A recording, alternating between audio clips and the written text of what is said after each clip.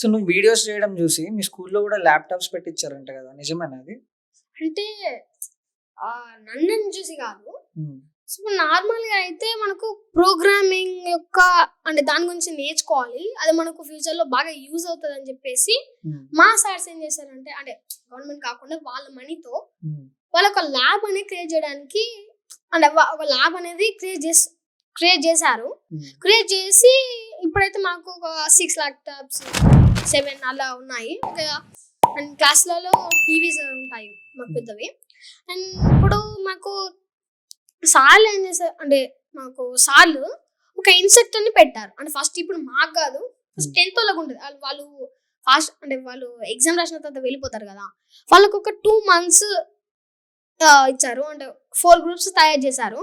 And వాళ్ళకి 2 months time instructor వస్తాడు and వాళ్ళకి క్లాసెస్ అనేది చెప్తాడు. ఆ 2 months తర్వాత ఇక 9th 8th 7th ఇక మా లాస్ట్కి వచ్చేసి మా దగ్గరికి వస్తాడు. ఇక అంటే మా టైం మా 7th క్లాస్ వాళ్ళ టైంకి వచ్చేసరికి కొంచెం లేట్ అవుతుంది. అంటే వాళ్ళకి 2 months అయిన తర్వాత మాకు ఇంకా ఎలా చెప్పాలనేది ఇంకా ప్రిపేర్ కాలేదు. బట్ వాళ్ళకైతే 2 months టైం అంతే.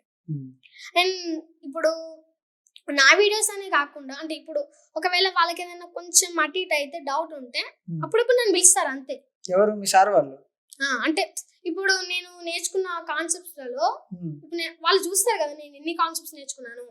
ఇప్పుడు ఇది అడిగితే మీరు చెప్పగలరా, ఒకసారి ట్రై చేద్దామని వాళ్ళు ఏం చేస్తారంటే ఒకసారి నాకు పిలిచి అడుగుతారు.